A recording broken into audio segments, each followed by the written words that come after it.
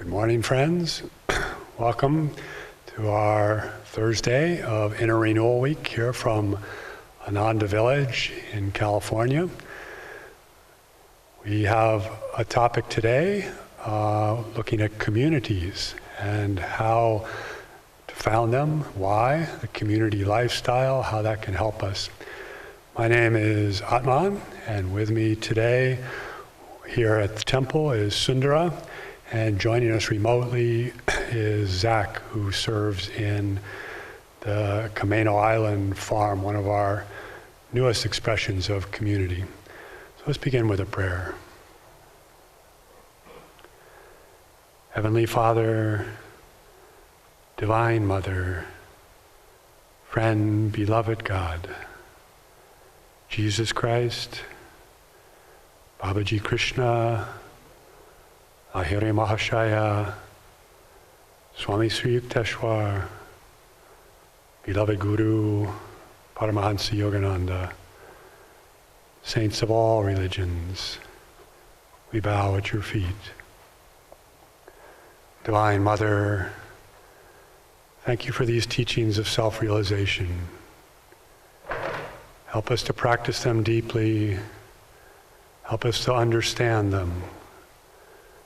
Help us to bring them into every aspect of our lives. Help us to share these teachings with all through our example, through these communities, through these teachings of self-realization. Guide us in our path. Bring us home to Thee. Om, peace. Amen.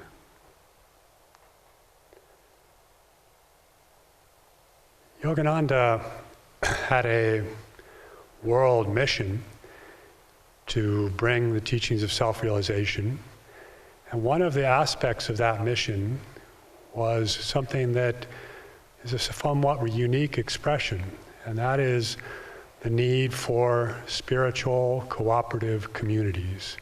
He also called them self-realization communities. He called them world brotherhood colonies. They were an important part of his mission, and like a lot of parts of what he brought, there were two aspects to it. There was one which was a quantitative or more outward aspect. Yogananda was an avatar for a new age. He came at the beginning of Dwapara Yuga, a new age of energy, and part of his teachings on community speak directly to that part of his mission of upliftment of world consciousness, of bringing in a new way of living, a new way of looking at the world, a new way of living in this world in a new age of energy.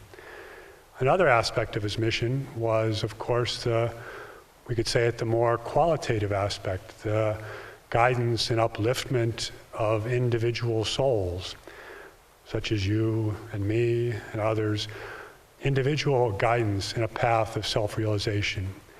And communities are an important part of that one as well.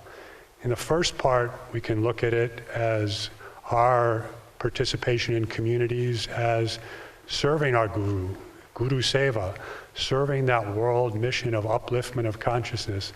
And in the second part of that, we can look at communities as a spiritual practice, something that our Guru gave us to help us in our path of self-realization. So I'm going to talk about both of these aspects today. And first we'll look at the more quantitative aspect. Yogananda incarnated at the beginning of the 20th century. It was the first real ushering in the first part of Dwapara Yuga, a change to an age of energy from a previous age of where form and matter were ascendant. This was an age where more the emphasis, the realization of humanity was that it was energy that really underlies all phenomena. And it was a time of tremendous turbulence and change. You can just think back to the beginning of the 20th century. There were 2 world wars. There was a flu pandemic. There was change in almost every aspect of life, socioeconomic upheaval in the way people, where they lived, movement from the countries to the cities, a production of mass consciousness of people becoming enmeshed in this something much bigger, this great movement of energy of the industrialization, of a change in the way things do that, a technological revolution, tremendous upheaval and change. And that upheaval and change was necessary to usher in this new age, but it also created great unrest, great anxiety, great opportunity, questioning. And that's what Yogananda came to fill. He came to show a new way of looking at the world, a new way of dealing with, of thinking about in this new age. And for him, the antidote to these ills of this rapidly changing world, of these old structures animated by the new energy of Dwapara, of this upheaval, he said the perfect way to deal with this is in small communities. And here he called them, he used the word more often, world brotherhood colonies, rather than the spiritual cooperative communities. But he saw world brotherhood colonies as a solution to the ills of this age, of where people were coming, of what people were dealing with. And he put so much importance on this that he actually put it as one of his main aims and ideals of the Self-Realization Fellowship. It was later removed, but in his initial aims and ideals of Self-Realization Fellowship, he said that one of our aims and ideals is to spread in a spirit of brotherhood among all people, and to aid in the establishment in many countries of self-sustaining colonies for plain living and high thinking. He also, as Swami Kriyananda related to us, and especially in the later years of his life, he would pivot to communities in almost every lecture, every public venue where he was speaking. No matter what his subject, he would come back to the need for forming small communities, getting together with like-minded people, pooling your resources. He said there the flowers of self-realization can flourish. There the consciousness can really be uplifted. And he was speaking to a very broad audience here. This was not just to his disciples. This was to people he was guiding at Mount Washington. This was to the public at large, to everywhere. In his autobiography, he ended the autobiography with an exhortation about World Brotherhood colonies. And I want to read that because there's a very important point in there about why this was so important, why he was putting this out to such a wide audience. So this is one of the third to the last paragraph in the autobiography of a yogi. The ills attributed to an anthropomorphic abstraction called society may be laid more realistically at the door of every man. Utopia must spring in the private bosom before it can flow in civic virtue. Man is a soul, not an institution. His inner reform alone can lend permanence to outer ones.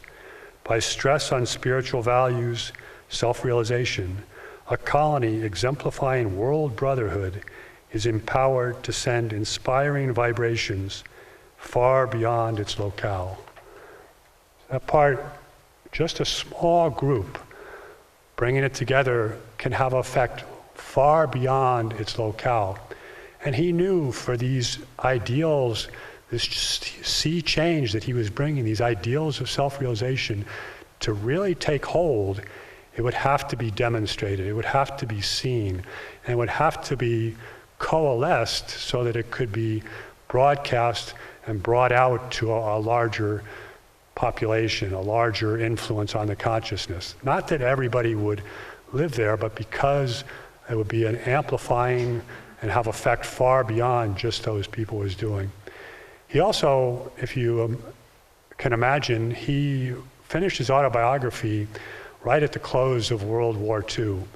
And there was a tremendous need for getting beyond the hatred, the divisiveness, the prejudice, the racial discrimination that came with that device and with that war, to really bring peace. And this is one of his fundamental missions, to bring a sense of world brotherhood, of world peace. But again, as it says in here, that peace cannot be through institutions. It can't be instituted by a communist regime, by a capitalist regime, by a Nazi regime. It said that those ills of society have to be solved with the individual. And that peace can come only through individual peace. And he said, again, we have to demonstrate that living in harmony, living in peace is possible. And he saw World Brotherhood Colonies as the way to do that. He put tremendous energy. He tried founding one at Encinitas. He started inviting families, all walks of life, to bring there, but it wasn't quite the time. But we have to realize that it was a very new expression. I mean, in the past, there's certainly been monastic communities, the ashrams. This is where yoga was taught, but for his message was bringing these teachings of self-realization out to a much, much broader audience. And that needed a new vehicle. It needed the vehicle of a much more inclusive cooperative spiritual community, one that could have families, one that could have people with worldly responsibilities, one that could have relationships, one that it could have its own educational, that would have a relationship to the outside society. It wasn't cut off like the monasteries and the ashrams of the past. And so his vision wasn't quite the right time, except he had a disciple who came to him later in his life, and that was, of course, Swami Kriyananda. And we probably all have heard the story. It's been in our Finding Happiness, it's been in the Answer, it's in Swami's autobiography. There was that fateful day on July 31st, 1949, at the garden party in Beverly Hills, where again, this was not Master talking to his disciples. This was Master changing world consciousness. This is Master sowing his thoughts in the ether, in the Spirit of God. They will move the West, that we must go forth and establish everywhere colonies of like-minded people who can show that high thinking and simple living can lead to the greatest happiness. And as you've probably all read, Swami Kriyananda took this to heart. He said, I was moved to my very core, and I vowed that I would take this torch, that I would help bring this into manifestation. And he was maybe one of a very, very few that did, but thankfully for us, for Ananda, he did bring that. He, of course, had an interest in communities long before he met Yogananda, and he had seen them as a solution, again, on this global quantitative scale, as a solution to the loss of moral values, the loss of meaning of modern society. He'd seen the importance of getting small groups of people together. He often said, look what happened to the communities, the first Christian communities. Look what happened with the Renaissance community in Florence. Look what happened with the great flowering of German music in the 18th century. They were very, very small groups that had effect far beyond what was happening in just that one little place. And so Kriyananda took up this mission on both sides of it, but right now we're speaking about this more global, this more quantitative aspect. And his primary expression of this is in his book, Hope for a Better World. So he takes on the major philosophical currents, the major currents of thinking of Western society, shows their shortcomings, looks at the ills, and what is the solution? It's the small community solution. That's the Hope for a Better World. The small community solution is the way he entitled that. And he talks about the need for getting people of like-minded values together at a level, a scale where people can relate to the individual, that the principles of Dwapara Yuga, of the individual over a mass consciousness, over a experience, over dogma, over intuition, over the fixed teachings of the energy, over the form, a place where that could really be brought into manifestation. And he says a very interesting thing in that he downplays in that book, it was a very general audience, and he downplays the Ananda in there. He doesn't even mention Ananda by name. He says, you know, I want to let you know I've had some experience with communities, and I speak from that experience, but you know, here's my general outlines. But the important part there is he said, if I have done anything in this life, if this life has been in service to my guru, if it's been brought something into manifestation, my crowning achievement would be the foundation of spiritual cooperative communities, of world brotherhood communities. That was the importance to him of the community movement. He felt that that was one of the most important things, the crowning achievement that he was able to bring to serve his guru in this way. So what's our place in this? How do we go more deeply with this quantitative aspect? Again, as I mentioned, it's our service to the guru. We have come to this path of self-realization. Most of the people that we're speaking to here have come to this, have joined in with this. And it's part of our teacher, Kriyananda. It's part of his guru, our guru, Paramahansa Yogananda. It's a fundamental part of his mission. And our participation in community is Guru Seva. It's service to the guru. And we should look at it. We're serving others, we're serving God and others, we're getting beyond ourselves, but we're serving that mission. And take it in that light, take it in that importance. Kriyananda said at one point, I think one of the most important things that's happening right now is the Ananda communities. And is that just being, is that hyperbole? Is that just tooting your own horn? No, I think it's, again, speaking to this worldwide mission. It's saying, what's happening with these little communities that are just getting going, which are just trying to figure it out? That is going to be seen as one of the most important things of bringing in this new age. So again, we all can be part of that. Go deeply into that as Guru Seva. So the other part of his mission here was a more qualitative. It's again, community as a spiritual practice. And Yogananda put out to his disciples, he said the ideal way of practicing these teachings of self-realization is to form together with like-minded people where you can reinforce the values, where you can separate to some extent from this mishmash, this chaos of consciousness, which is 21st century America, the world, early Dwapara Yuga. You need to get together to reinforce these values because that's going to help you a lot. This is the ideal way to live. So let's look a little bit about what that means. And he called them spiritual cooperative communities or self-realization cooperative communities. A community is the coming together of a sharing of a life, of banding together with other people, bringing that sense of consciousness, of values, of shared purpose together. The self-realization part of it says, why are we coming together? We're coming together because we are all dedicated to this path of self-realization, for searching for something higher in our lives. That we're not here to create a paradise on earth.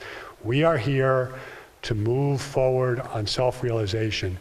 That's the reason we're forming community. And what's the cooperative part of it? The cooperative part of it is where it gets a little interesting. So we're in cooperation with other people. We're saying, I'm not just doing this on my own. I could be in a cave in the Himalayas. I could have these teachings. I could have my communion with a guru. But I'm consciously entering into this with other souls who are also searching and who are also imperfect. I realize that my delusions, my self-identifications, my self-definitions, my likes and dislikes are trapping me, But I also realized that I'm going to be living with, working with, supporting, looking for the highest with these others. And their delusions may not be the same as my delusions. And I'm going to have to put out some energy to relate to those other realities, to see, to cooperate, to look at how those fit with me, how we all fit together toward this goal of self-realization in our life together in community. And so there are a number of different aspects of this spiritual practice that are quite important. And they join together and they work in ways that all our spiritual practices work. And I think it's important to digress a moment, to touch base with many of the things we've been talking about all this week and review how yoga works. We're trying to deepen our yogic lifestyle. And so what does it mean, the yoga? Yoga is our practices, our techniques that bring us toward union in cooperation with our fundamental reality, our spiritual anatomy of how we're put together. So again, we're this spark of the divine, we're this soul, which has come out into manifestation, but is hidden inside various sheaths, koshas, in various self-definitions, likes and dislikes, various patterns of consciousness which have created these bodies, these forms, which is really just a flow, but has created this flow that imprisons that soul and keeps it from knowing its true nature, its true self. And so we try to work with those flows, and we try to redirect consciousness energy from the physical, from the energetic, from the causal body. We try to bring energy inward and upward. We try to break those patterns which are holding us, those sheaths, those coaches, those whirlpools, so that we can realize our oneness with God. So yoga techniques take into account the fact that we can have influence on these patterns of energy. So again, I always find it useful to think of like, we are not a static thing. We are a flow. We are a whirlpool. You can think of we are a tornado. There's this form there that's sucking things in and spitting things out, or we're a standing wave in a stream. There's water flowing through, and sometimes it's clear water and sometimes it's muddy water, but that's what's creating this form. But it's a flow. And if we can tune in and change that flow, we can change the form. We can break down. The tornado can dissipate. We can dissipate that standing wave, and we can merge back into where we're trying to go. So how does community do this? How is this spiritual practice? Well, the most important thing is we can influence these flows of consciousness that are forming us, which come in, which get trapped, which get put back out. Those can be influenced. The great news is, having reached the human level, we can affect change on these flows. We can do things that they're not going to be just stuck there. And the biggest thing that relates to community is environment matters. Where it is that you put yourself helps determine what flows are coming through you, what influences, what consciousness, what thoughts, what impositions from the outside society, what is affecting you. And so changing that environment can help change that flow and change that consciousness and help break down that thing and bring us to higher levels of consciousness. So how do we do this? We try to put ourselves in ways that are going to uplift and ways that consciously are different than things that bring us down. So if you think about you think about life in early Dwapara Yuga, you think of all the influences of culture, of family, of the competitive capitalistic society that we live in, of what messages we're getting, none of these are really conducive to self-realization. They help reinforce those vortices, those thought patterns, those identifications, many of which may have come from past lives. Who knows how long they've been in there. But the fact that we're still in this environment in early Dwapara makes it that much difficult, because it keeps reinforcing those things. And so if we can get rid of those things and replace them with other ones that reinforce where we're trying to go. We are a soul. We are in tune with God. We are a spark of the divine. We have the possibility of self-realization. We are not separate. If we can put ourselves in that environment, it can help us greatly. And how do we do that? We find people, we find ways of living who can reinforce that. And so it's the great, we have to take great solace in the fact that, as Jyotish was saying, those underlying concrete structures that create the ripples on the surface, as we get to the human level, they are malleable. I mean, when we're at the level of a rock, you can put a rock in a new environment, and it's not going to change very much. Even if you put it with diamonds, it's not really going to change very much to become a diamond. But human beings, if you put them in environments where, instead of seeking their approval, their social reinforcement from a society that doesn't support self-realization, they are in a society that does. And we get our approval, we get our belonging, we get our reinforcement, we get our shared values from like-minded people that are around us. And that is the tremendous power and practice of spiritual community. So we have to realize that spiritual community, it's not just a nice place to live. It's, being with kind, uplifting people who hassle you less than people in the outside world. It is a commitment to the creation of a new consciousness. You can think of a community as really the coming together and in some ways creating a new vortex, a new form. Just like, we have energy trapped in these little forms. Well, this is creating a new form, and it has flows of energy, and it has consciousness associated with it, and we're all part of that. Just like Master said, in our bodies we have these mental citizens that make up this community. Well, in a community, the citizens are the citizens, the people, and they all have a responsibility to help foster that consciousness, to help bring that into manifestation. And so take that responsibility seriously. It's not something that you can just, I'm just going to be here and sort of ride the ray. We each have to form that community together to bring that consciousness, and that's how we can create a much deeper thing. And of course, the more inspiration we bring and can share, the more inspiration we get. It's this reciprocal relationship. The more we can bring to it, the more we can open to it, to that self-realization, to cooperation, to communing, the more we'll get out of that practice. So we, of course, like all our practices, it takes focus.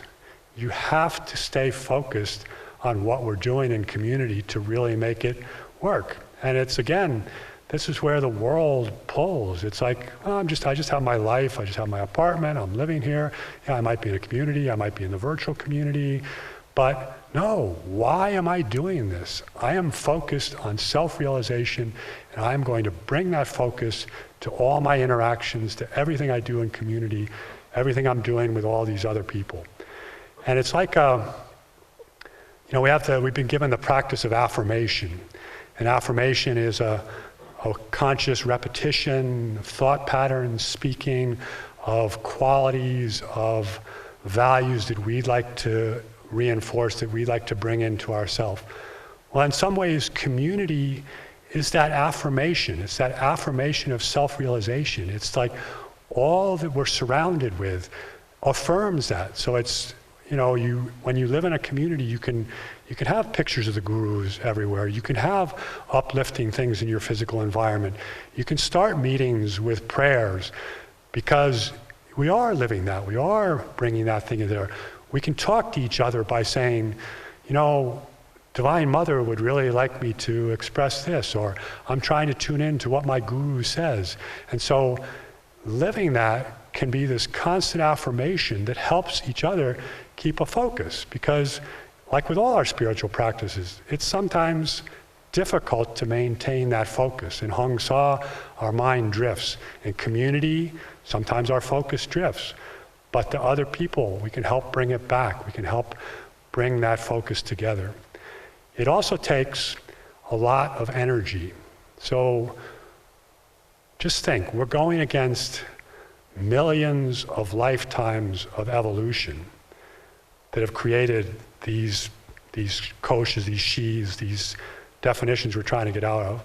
We're going against most of society in early Dwapara Yuga, which is reinforcing material success, happiness is outside yourself, this is where you should look, you need to be competitive. We're going against a lot of energy, and that takes energy to do that. And so it's really interesting to think back at the founding of Ananda villages, just the tremendous, or the Ananda communities, the tremendous amount of energy that Swami, more than anyone else, Swami Kriyananda, brought to a focus to bring this into manifestation. He said, you have no idea the energy that it took to bring this, to start getting people into this new mold of thinking, to create this new organism, this new form, this new consciousness.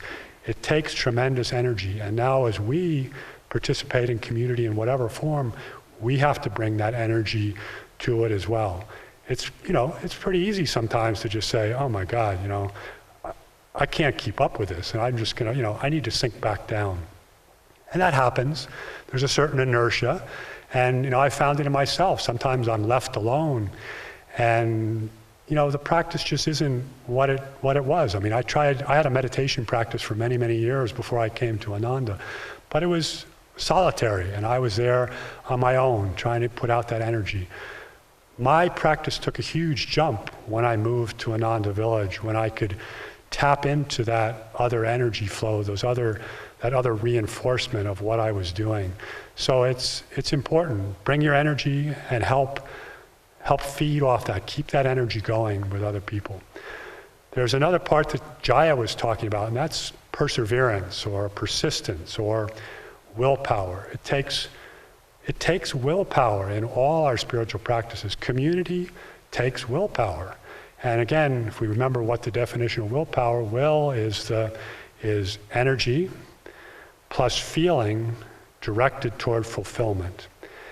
And that feeling aspect is very, very important. And that's what Anandi was speaking about, that's what others are speaking about. That's that devotion. For community to work as a practice, we have to have that sense of devotion. We have to have that longing. We have to have that heart quality. We have to have that opening to those that are around us, of expressing love to their soul.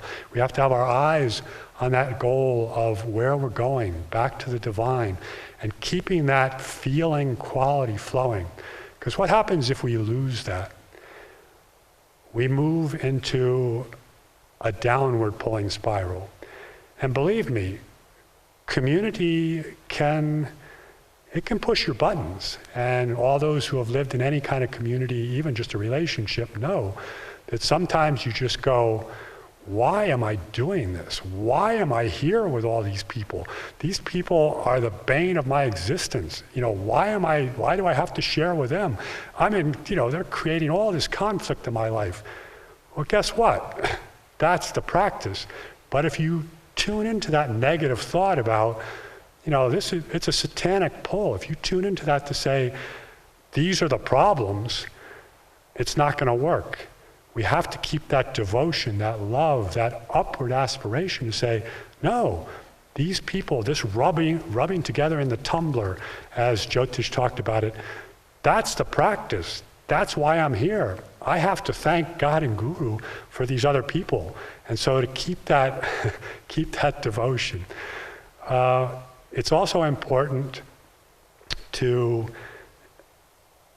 that energy, devotion, it creates the magnetism.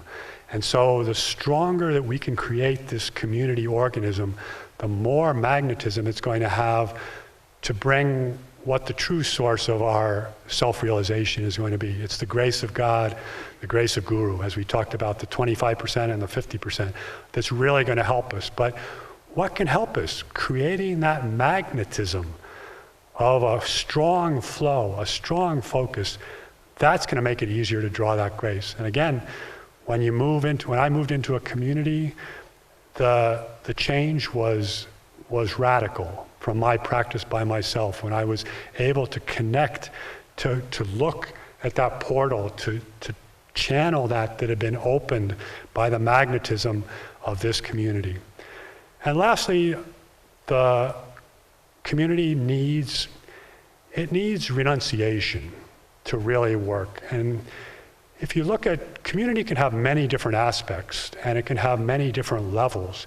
It could be sharing satsang, going to a service, sharing meditation with somebody, a prayer group. It can be meditating together. But to get in its truest, highest form, it needs to focus in on everything. And that's a part of renunciation. It's leaving behind all these things. It's still easy to say, well, I'm going to do this on Sunday and I have my meditation, but I'm still going to be out there influenced. I'm still subjecting myself to these worldly influences. And believe me, they have an effect.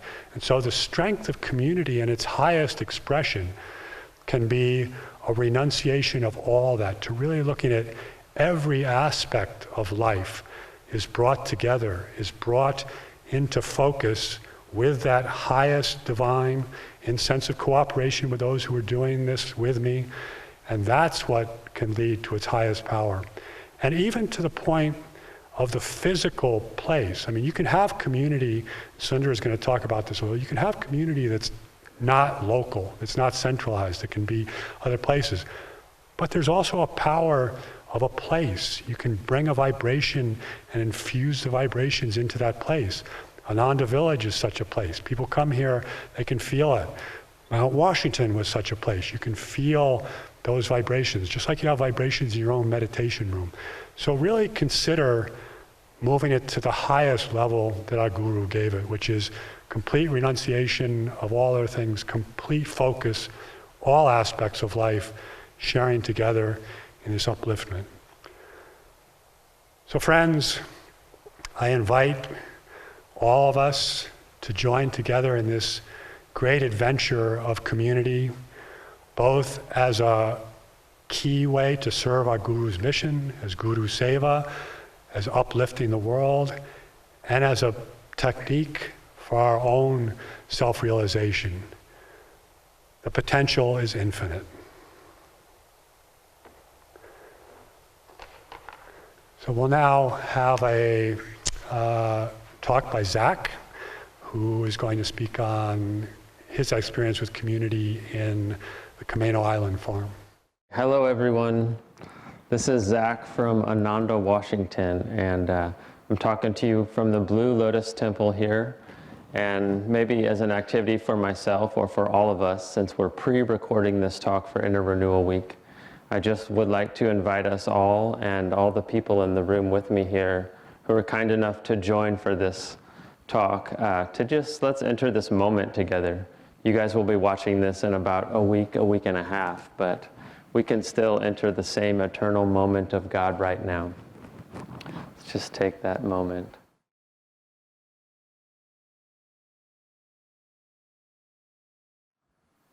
It's really a joy to tune into this topic. It's one of those things that might be a little too close to me personally, so it can actually be hard to figure out what to share. The topic that I will be talking about today with Sundara and Atman is Master's concept, Master's vision for World Brotherhood Colonies. And I thought maybe we just take another moment to ask ourselves, what does the vision that Master set into the ether mean to you? And it's something that I've considered a lot, actually. What does Master's vision of World Brotherhood Colonies mean, not just for myself, but for the whole of man, and what we're actually doing here. I think if I'm being completely honest with you, which I don't know why I wouldn't be, I would tell you that if it wasn't for Master's seed of World Brotherhood community, if it wasn't for that seed of being together with a higher spiritual purpose, I would not be looking at a camera right now, and I certainly probably wouldn't be anywhere near the world. I would be happily ensconced at 8,000 feet with no regrets about my life.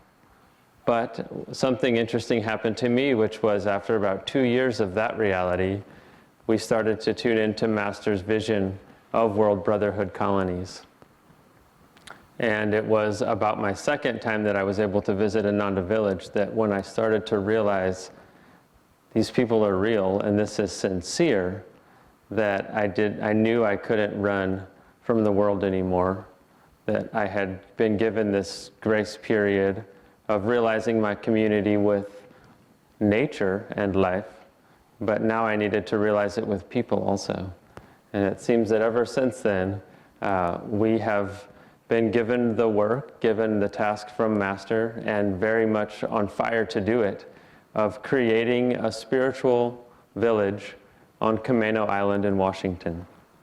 So let's step back 1 second before I talk about that, because I think that's basically what I would have to offer is what's been happening there, and hopefully that's helpful. But I want to just pick up this thread of the spiritual village as an integrated way of life, and most importantly, from this thread of what we're doing this week, which is Inner Renewal Week. So we have this externalized idea, this concept that Master has given us of spiritual village, but what does that have to do with inner renewal? And I think if we just tune into that, what the essence of Master was really giving to us, it becomes very clear, because as we, as yogis, start to change our own consciousness and realize, or actually truly realize, not just as an ideal, but as we start to realize that God is everything, that God is everyone, and as our consciousness starts to become that, community is a very natural byproduct, isn't it? Co-unity. I don't know what the M is for. Cooperative unity. It's togetherness, us together as one. This is our highest truth, actually. And we find that when we actually want to realize that truth, we start putting ourselves in the situations that can actually bring that consciousness into our life, where we have to make choices, we have to make changes, and we have to start to awaken to applying yoga, not as a class, but as life. And this is really what community represents when we look at it as from an inner sense. It is yoga inside of us. And for anyone who's lived in community, which I look around this room, and most of us have for quite a while actually, we know that community as a yogic practice is actually probably the single hardest yogic practice there is.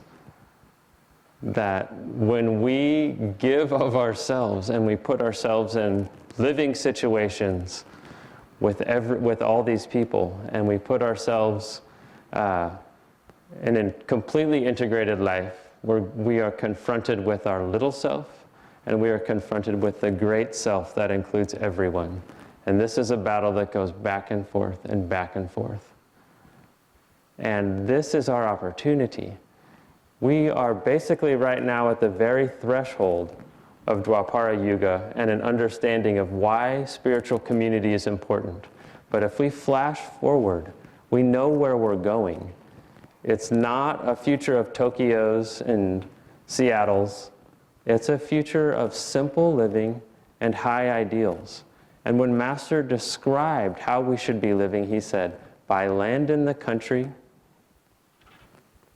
work together to create all of your basic needs, all of them. Not ignore them and spend all of your time on the internet. Work together to create all of your basic needs as a product of your community efforts and your attunement with God.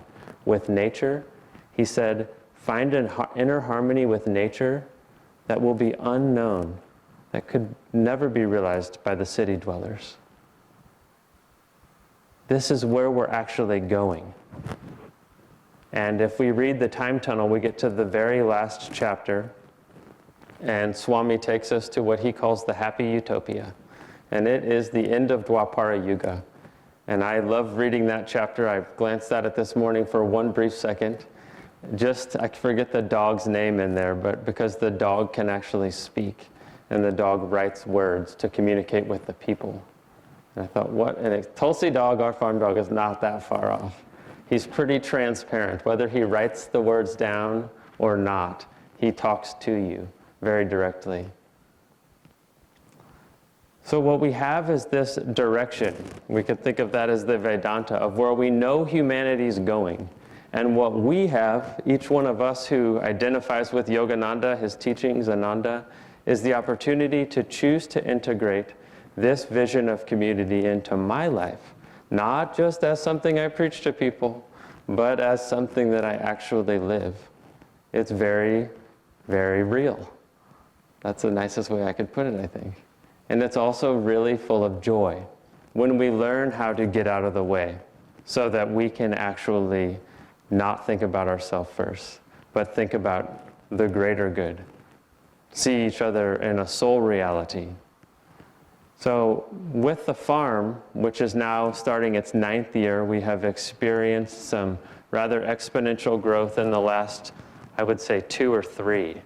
And I think during this time, we've begun to distill some important lessons for us about what it is to kind of try to start a community. And, starting it is one thing, but what is it to actually live it every day? And we're starting to kind of learn what that's like. And maybe I'll try to distill some of those things, and hopefully that will be helpful, as I like to visualize the Ananda village as the original seed that Swami casted out into the world, but it's just one seed. And now our job is to create those seeds and to scatter them everywhere. And so I'd like to think of Kameno as, the Ananda village of the north, and we're in probably about 1973 or 74 at this point. And it's really fun. And there's just a handful of us, and we're working very closely with nature still. And it's like a family, because we have so few of us, there's not really many rules. Even amidst the quarantine, it's been amazing how we've been able to just keep meditating together.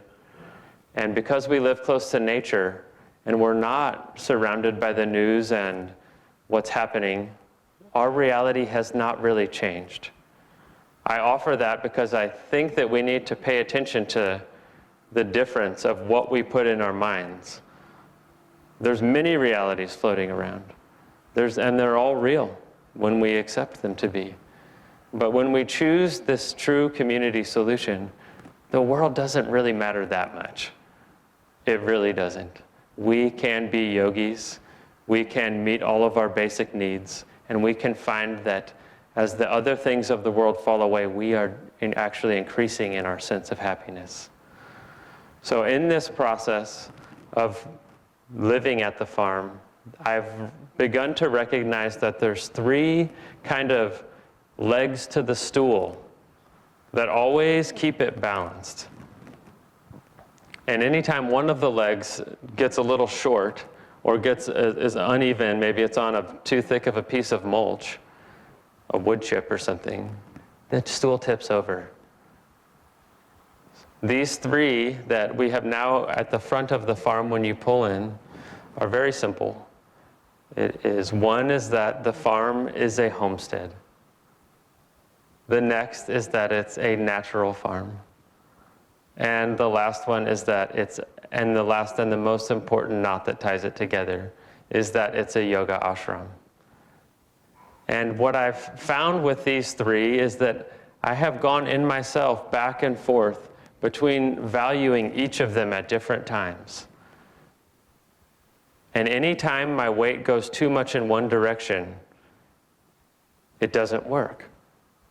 So let's just think about that for a second. What is an actual homestead? What does it mean to homestead?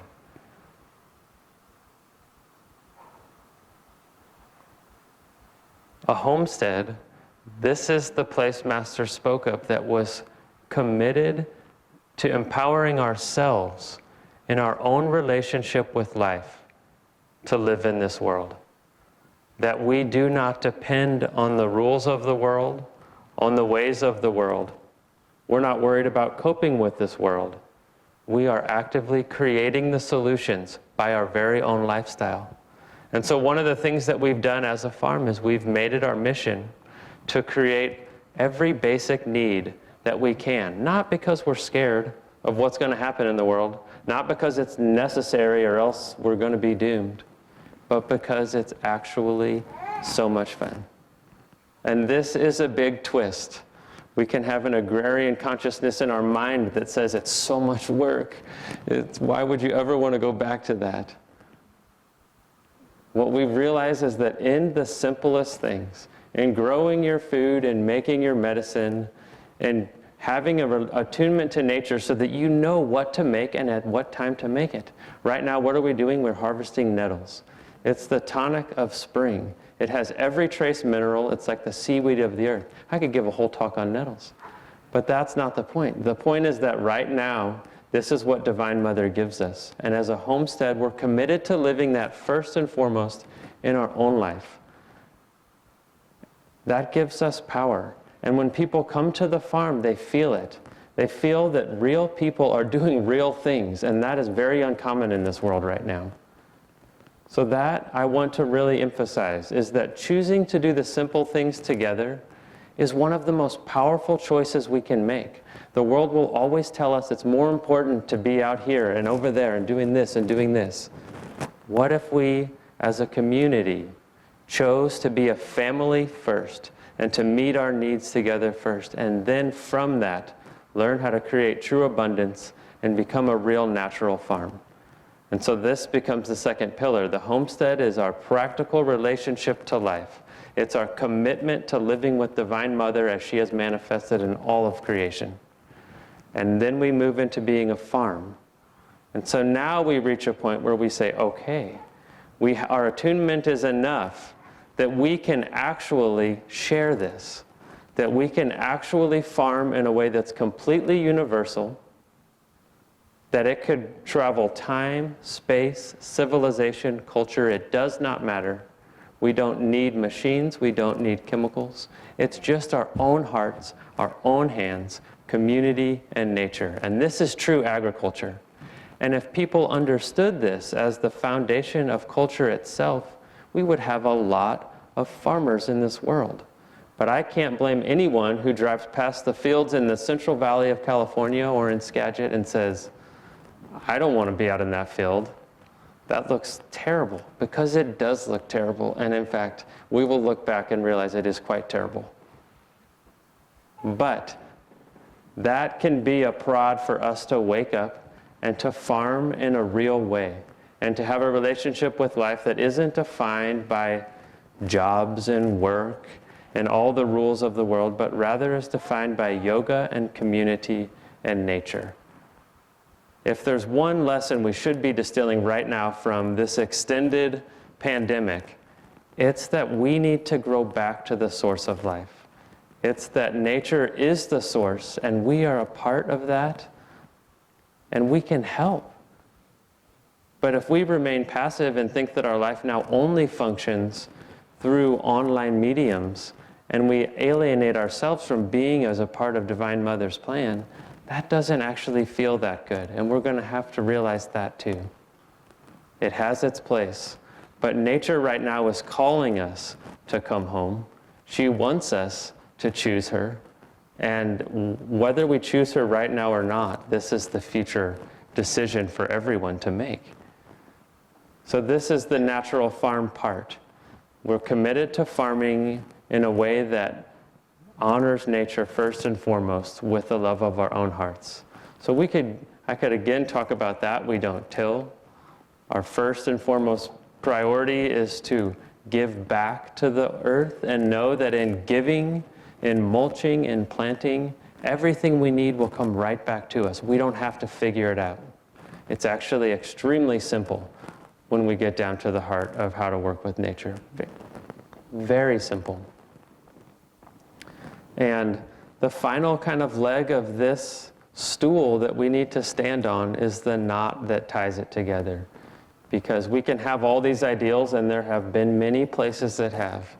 How many intentional communities and eco-villages have had all the best of intentions, and yet they do not last very long. Ananda village is rare in that it still exists and thrives in the spirit that it was founded. We need to not take that for granted, and we have the opportunity to do it again and again as much as we can.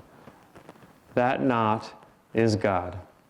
And it is the awareness that in doing these things that I'm talking about, the real purpose, even beyond the outward things, the real purpose is to realize God. That everything that comes to us in community, everything that comes to us as a farm is from God, and we can't run from it anymore. We can't hide behind our 9-to-5 jobs and our families and all the things that we separate from God. What we get to do is have complete integration of our own lifestyle with the awareness that our path is to realize God in this life. And so when we have that, it makes it much easier to live in a house with 11 people, which we do right now. Because we have the choice between being upset at people or, mildly correcting them and still realizing that that's God making all that ruckus in the kitchen at 10:45 at night. We have to wake up to that reality, and communities really is the way that we can move in that direction, and that we will. Whether it's for each of us to do that at this time, I cannot say. I can offer that this is what God has inspired in me to want to do this, and that I sincerely hope He'll inspire it in more of us to choose it, to choose to become the Brotherhood colonies that Master encouraged us, the vision that he held out for the future of the world. I sincerely hope that, but I also want to be real about where we're at right now, because that's not the choice that's being made in most of the world. And if we don't acknowledge that, then we give ourselves all the excuses to not choose it. About 11 years ago now, Haley and I took our first trip to Baja. And when we did, we had the great privilege to go on a trip with Baja Santa Claus. And he travels all the little villages of Baja Sur and brings food and toys and joy and the Christmas spirit to all these villages. But after the first or second village, you start to realize something. You realize that these people have maybe more to teach me than I do them. When you start to look in their eyes and you see the twinkle, and you see the lifestyle that's shared, I'm talking in desert canyons, 8 hours on a bumpy road, and no water, and you get up into this canyon, and suddenly there's an Eden. It's actually stunning to drive into that and to recognize that life has been sustained there for thousands of years. And you look in the eyes of the people, and they're so happy to see you. This is not an experience we have most days in a city. Well, that changed me profoundly from within, because I realized what a village really was for. I realized the purpose of the village and how everyone knew and looked out for each other in that village. But something interesting started to happen. And as we've continued to go, we've seen the strangest phenomenon. And that is that when I first saw these places, I thought I could live here happily. This is a true Eden. There's so much harmony with life. These villages are currently being abandoned because the roads have been paved, which seems like progress. And what happens when the roads get paved? The young people move to the cities and they get jobs, and what's left but empty schoolhouses and a few old people. And I'm very grateful that we could see it when we did. But now it's a very shocking reality that those places which were a source of inspiration for me could now be empty. So I mention this because This is what's actually going on in the world. If we don't choose to be spiritual villages, who will? This is the opportunity right now. Whether it's in Baja in a tropical oasis or whether it's in the northern slopes in Washington State where we don't get the sun for 6 months, the solution is the same. Swami Kriyananda does a really interesting thing in the Raja textbook. The very beginning and the very end, he talks about primitive people. And he says, he says that primitive people in some ways are much more advanced than us. They have clearly developed intuitions. They live very close to the source of life, and they have very small egos. And yet, they are not more advanced because they often haven't been confronted with the same temptations of the world that we have. And he basically poses the question, what would happen if they were? And this was my experience with Baja, was realizing that these people who were so pure had not been exposed to the world yet. And when the world came in, they chose the world in an instant. Not saying it's right or wrong, it just is what it is. But that as we actually grow and our ego grows, we look everywhere out there for our happiness. We look in everything, we look in everyone for our source of happiness outside of us. And that's the process that all of our egos have to go through. But that at the end we arrive at a place of contentment in ourselves because we realize our happiness does not come from out there. It comes from in here. And when we know that, then we start the villages again. Because Seattle has got nothing for me. But the spiritual village has the solution the whole world needs to see. And you know who the most common person that comes to visit us is? The person who's really looking for answers from Seattle. They come out to the farm and they cannot believe that these crazy people are living out there, working together, serving together, making all these things together every day. It's a reality that many people have not even considered. And when I realized that, I thought, we get to do this. We are so blessed. And when we have the happiness and contentment to be there and really do it, we know that comes from God, because you can't fake it. It has to be real for it to happen. So it's my wish that we all can use what's going on in the world right now to focus again and to say, what is it to be a spiritual village? How can I work with my Guru Bhais? How can I work with everyone who's around me?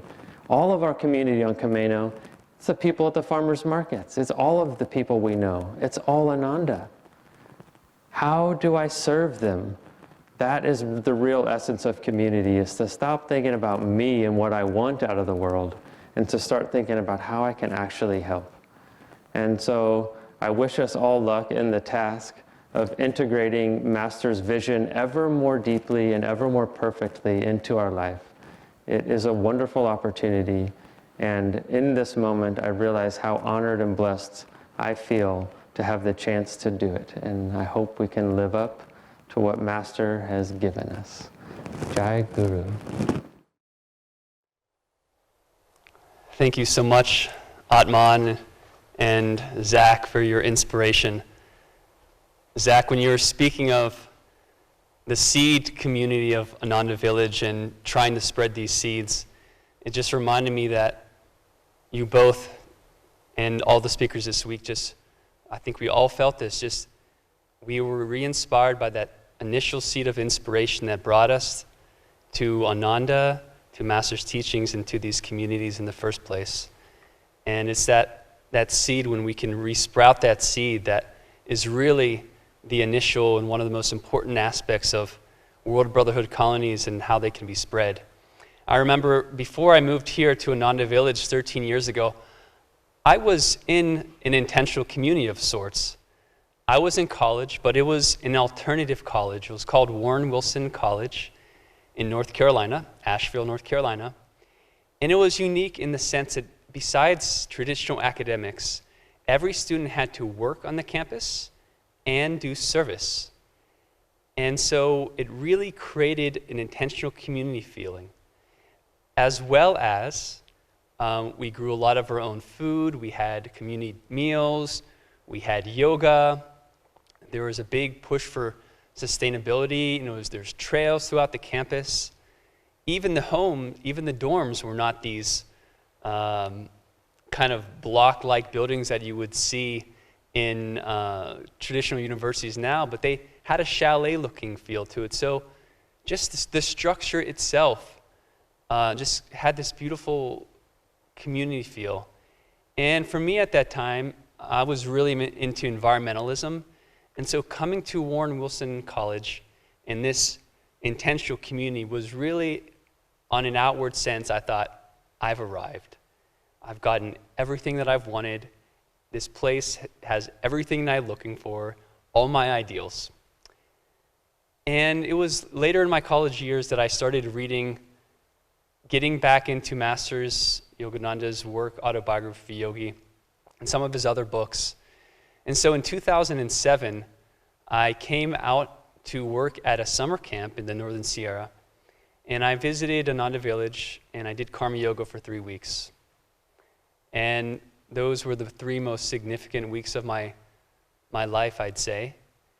But, I still had some responsibilities back in North Carolina.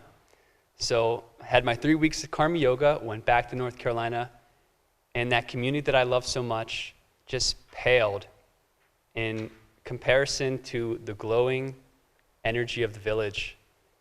And I realized that while this community that I was a part of in North Carolina was wonderful and had everything outwardly, it was that spark of soul fulfillment that I experienced coming to the Karma Yoga program that realized just put a whole new glow on everything that I was looking for.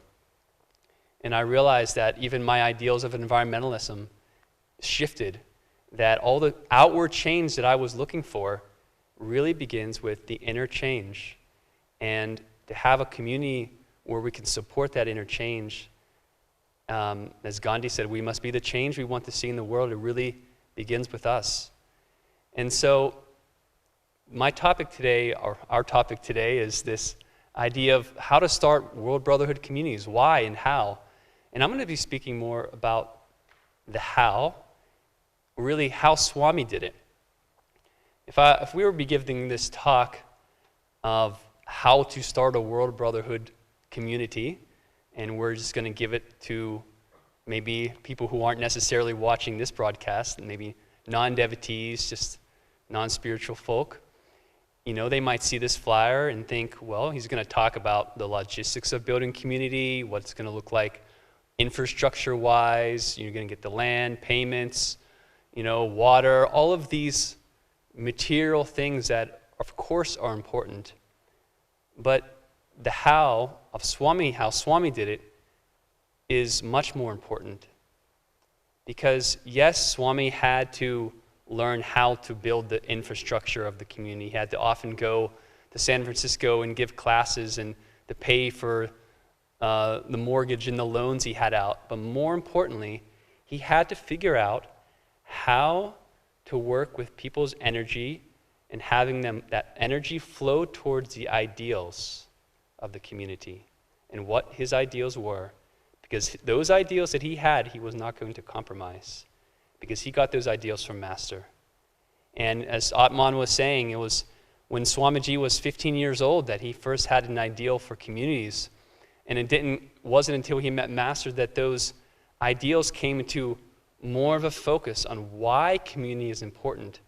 Because we can have a group of people living together, and it's wonderful in many ways, but Swamiji had a higher vision that he got from Master. It was interesting to see that, when Swamiji first started Ananda Village in the late 60s, he was already thinking about this ideal of community for 27 years, which is pretty amazing to think about. But so what was the first real ingredient, main ingredient for communities and building a World Brotherhood community? And I think the first one, it was really having a clear ideal in mind. And I just want to read something that I got from, it's called The Way of Ananda Sangis. And just to kind of hold up, what is this ideal of Ananda, World Brotherhood Colony, or really all of Ananda communities around the world? We recognize that the way of Ananda Sangha is primarily inward, not outward, that it leads one by the universal pathway of the spine to the high state of communion with God. We follow this path by the daily practice of Kriya Yoga. Kriya Bonds of Ananda Sangha offer special respect, honor, and reverence to those who inspired the promulgation of Kriya Yoga in modern times: Jesus Christ, Babaji Krishna, Lahiri Mahashaya, Swami Sri Yukteswar, and Paramahansa Yogananda, ambassador of Kriya Yoga in the West and promoter of the underlying oneness of Hinduism, Christianity, and consequently all of the great religions of the world. We seek as our primary goal in life the state of actual, conscious union with Satchitanandam. We seek fellowship with others willing to join hands with us in this loving labor for universal upliftment. Thus, by our united efforts, our hope is to share inspiration with ever-increasing effectiveness. Very simply put, we're following masters, ideals, this line of gurus, the communion with God, and to share that communion with others. Now, these are pretty high ideals, conscious communion with God. And, when Ananda was first started, Swamiji said there's a lot of people coming who weren't necessarily yet in tune with what he was trying to do here. It was the hippie movement, and he said one afternoon there was a group of 7 cars came, and young people came, and he said, what was I to do? They just kept coming. This community idea, people just kept coming here. And so he had to really, just work with what he was given. He said a lot of people weren't interested in some of Master's principal ideals of self-control and self-discipline. And he said that the hippie way would simply not define how Ananda was to grow. I was determined to win, but I had to proceed in the right way, and that meant dharmically. I had to be patient with them and respect their freedom to believe as they chose. And this idea of patience is so important. I was talking with Naya Swami Ananta a few years ago, and he was just laughing, and he said, Swami was just so infinitely patient with us. And I've been here for Ananda for 13 years, and I still feel like I'm just a newbie here.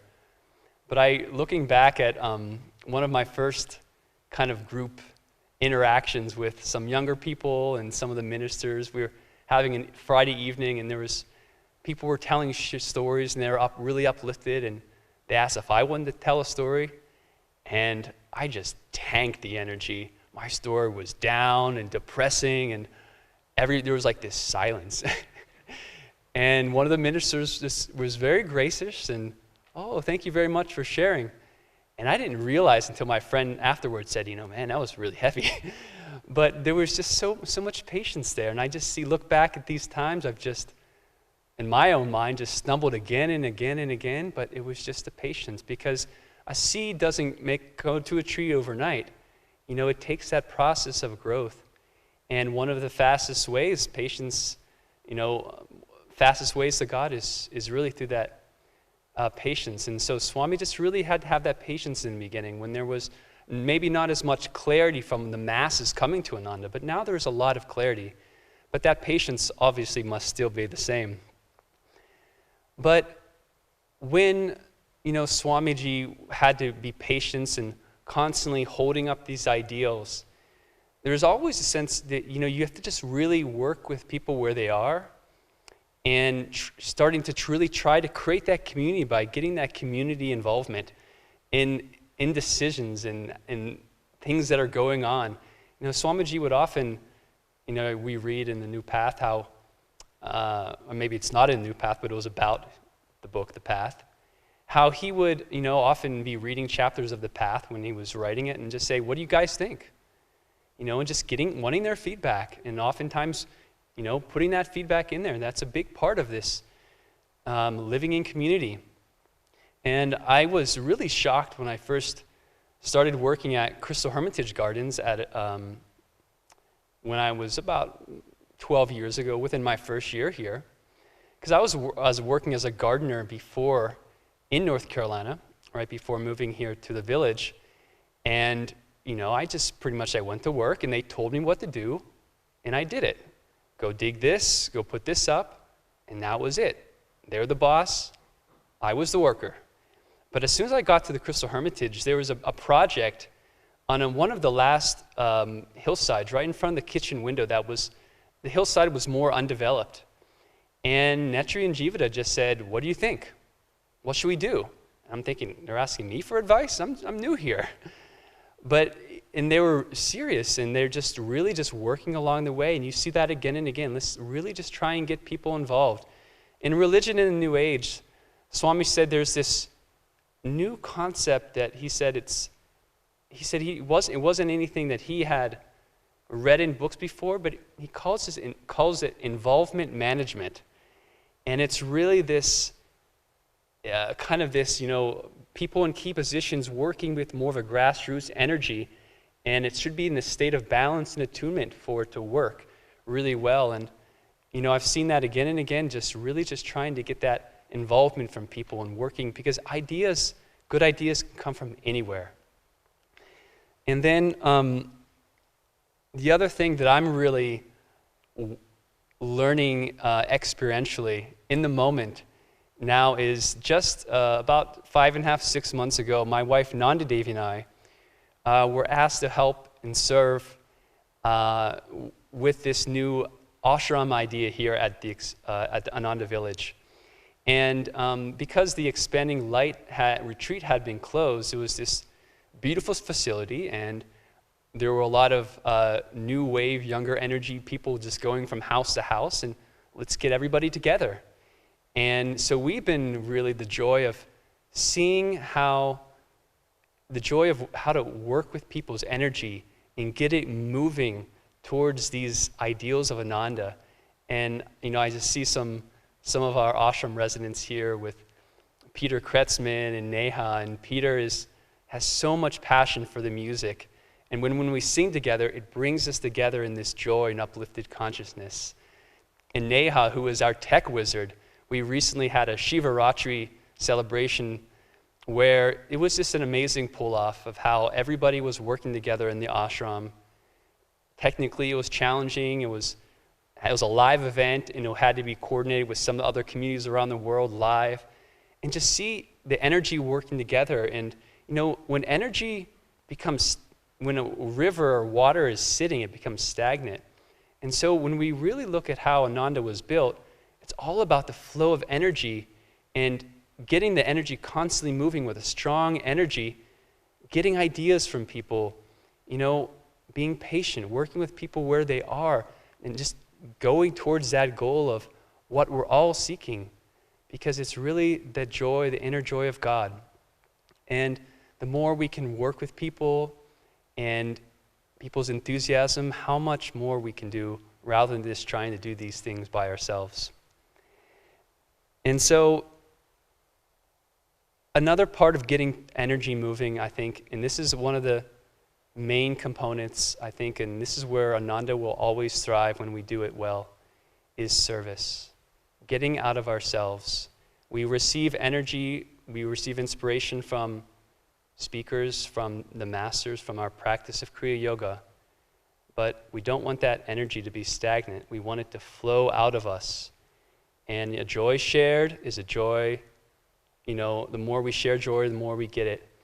And one of the examples I can think of is It's April coming soon, and normally this would be our springtime at Ananda, where every year more and more we've been having tens of thousands of guests coming to visit the Crystal Hermitage Tulip Gardens. And it's really a selfless labor of love there. We weren't able to have it last year, we're not able to have it this year, but we'll be back online hopefully next year. But Netri, who is one of the main gardeners there, but as a volunteer, because she has her other jobs, puts so much energy and attention and love into her service in the gardens, and most of the time just through volunteer, and just countless. And there's been times that I and others had said, Netri, come on, you're working yourself to the bone. You just got to just take a break. But there was just this determination. This is what I was asked. This is what Swami asked me to do. And you just see what was created because of that energy from her, and be able to magnetize so many volunteers to help bring this to others, this beauty, in a way to bring people to Ananda village who might not otherwise come, but they come because of the natural beauty and experiencing God, whether they know it or not, in the flowers. And so there's this one experience that I remember working with Netri, and she had just been putting in such long hours, and she always loved to make crostata and have some food for when guests come.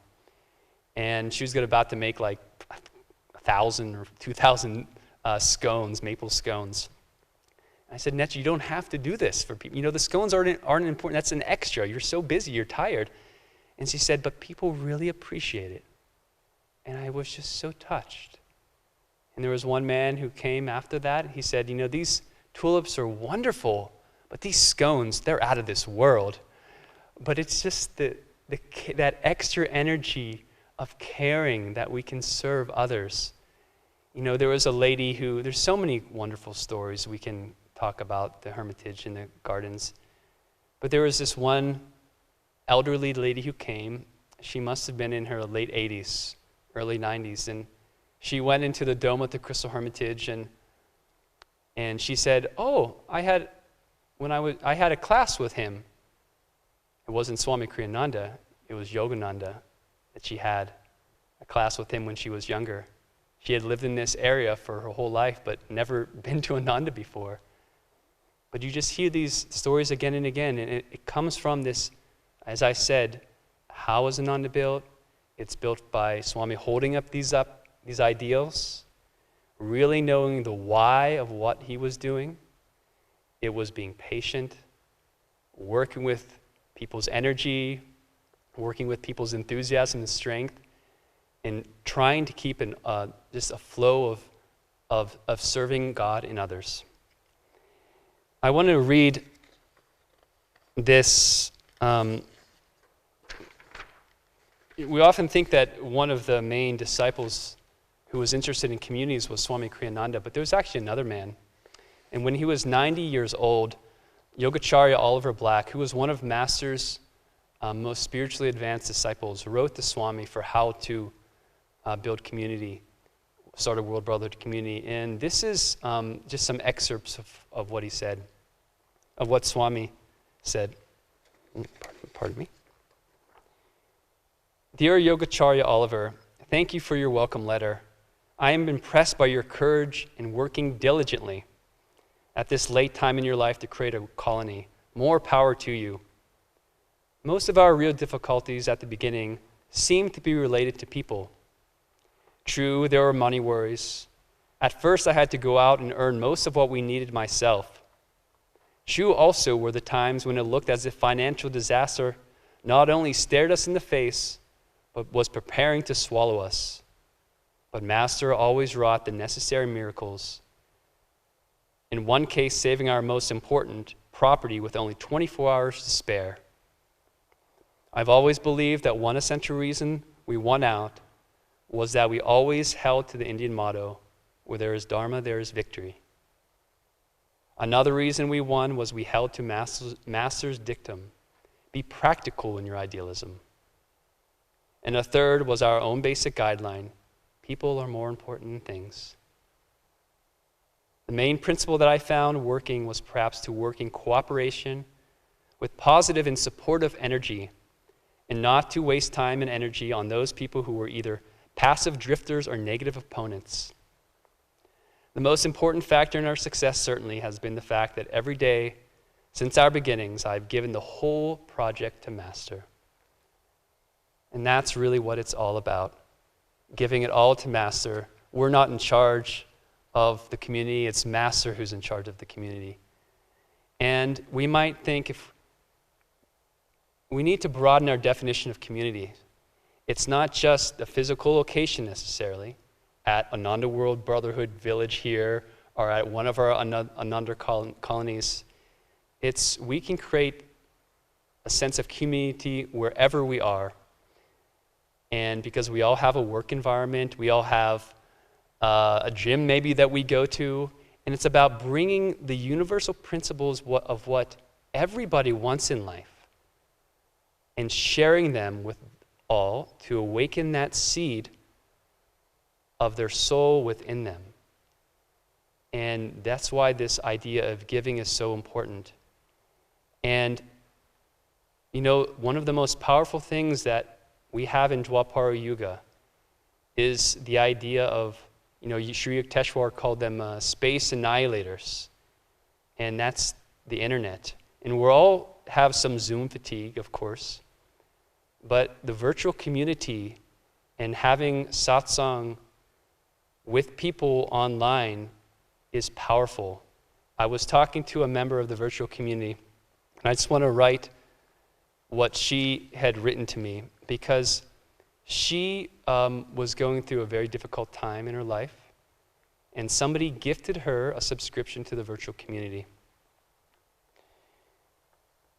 And just this follow-up, she said she was having a difficult time with her husband, on the brink of depression, and really and having a child and living kind of more in a remote area of the country.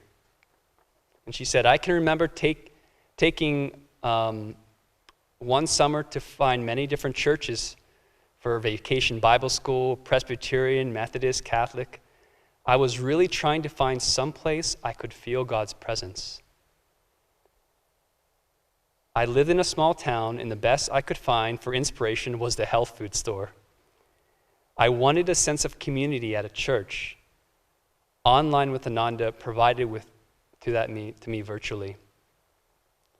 With the satsang of other devotees, I could feel the love in my heart was growing, and I wanted to share that love with others. All around the town, I seemed to meet so many people and saw them as friends. And she said from this love that she was feeling that she got virtually, without any other devotees in the physical body, she said, I just wanted to start sharing it. And she would go on walks with her daughter and just start knocking on doors and befriending neighbors. She would start making pies for all the neighbors and elderly. And she said one time a lot of snow came and she just started shoveling everybody's driveway. She was being an example of the Guru's teachings flowing through her to touch others. And of course it's going to touch them. They might not be devotees, but in her own way, she was exemplifying in herself the seeds of community. Master said that World Brotherhood communities would spread like wildfire. It's not going to spread from one organization. It's going to spread by individuals. Individuals who have that spark within themselves, because a wildfire begins with a spark. We need to start with the spark of inspiration that we feel and start spreading it. Just start now. We don't have to have this grand plan. How are we going to get the land? Just start person to person. And then these communities will really spread.